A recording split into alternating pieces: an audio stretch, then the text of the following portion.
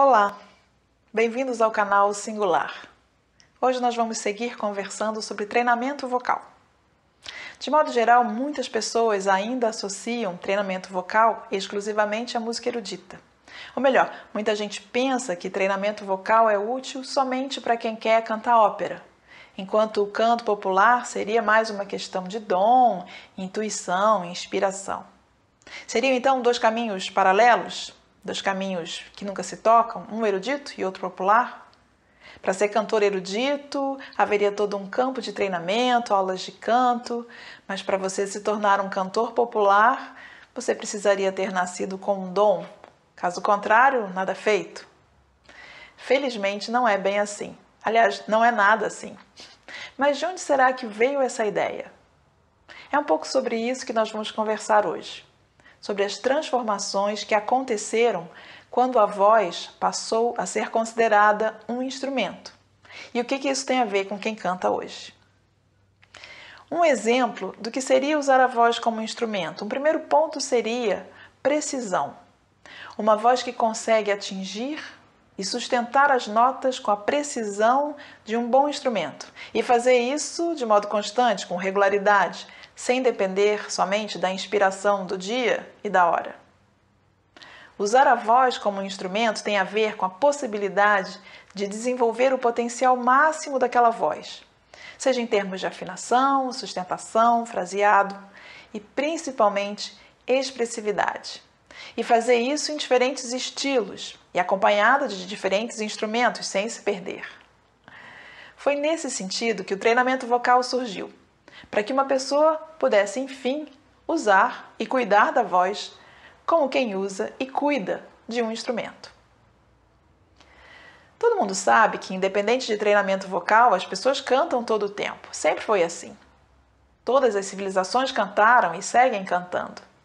Seja nas festas populares, na relação com as religiões, marcando o ritmo do trabalho. A música cantada fez e faz parte de todo mundo, tem sido assim desde sempre. O que aconteceu é que, ao longo do tempo, a relação das pessoas com a música se transformou.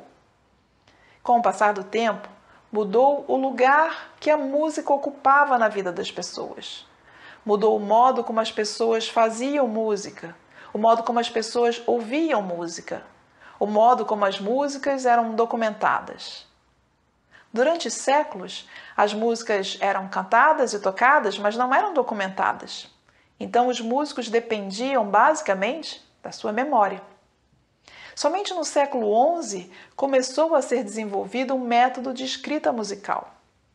E aí, nos séculos seguintes, sem dispor de qualquer método de gravação, músicos e cantores ou sabiam ler partituras ou contavam com a sua memória para tocar e cantar tudo de ouvido.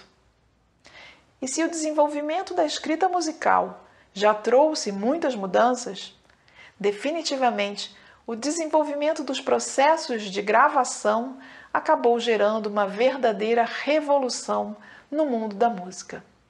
E esses processos de gravação só vão começar a acontecer no final do século XIX. Aqui no Brasil, o primeiro disco foi gravado em 1902.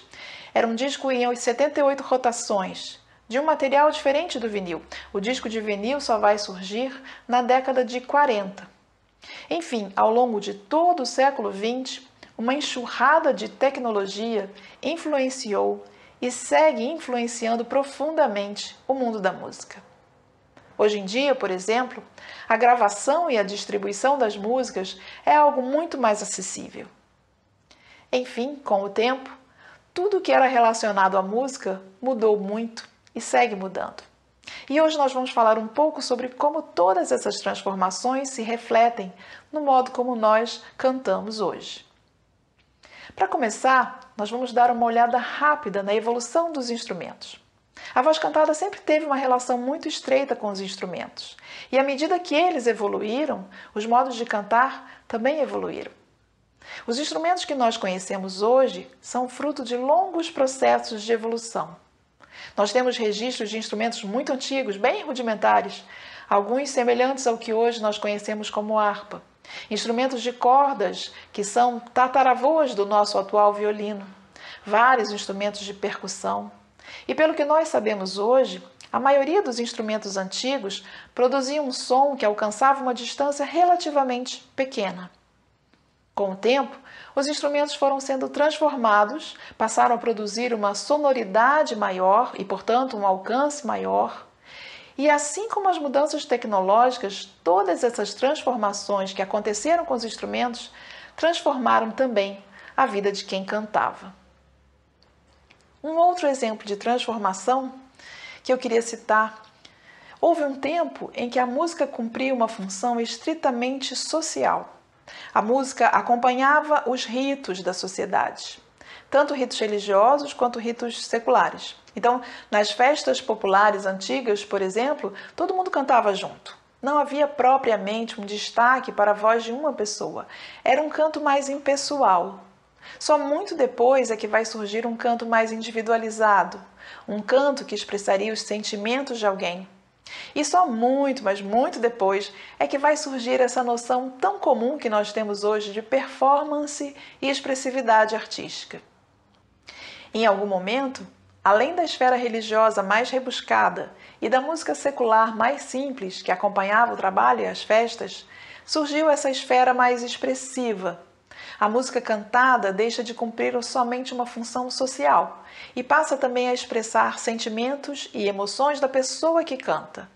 A voz passa a expressar algo muito mais pessoal. Nós temos essa imagem, um tanto romantizada talvez, dos trovadores do século XI, andando pelas estradas, cantando os seus amores, suas boas amizades, suas aventuras e desventuras. Um canto muito mais expressivo, com destaque maior para a poesia que acompanhava as melodias cantadas.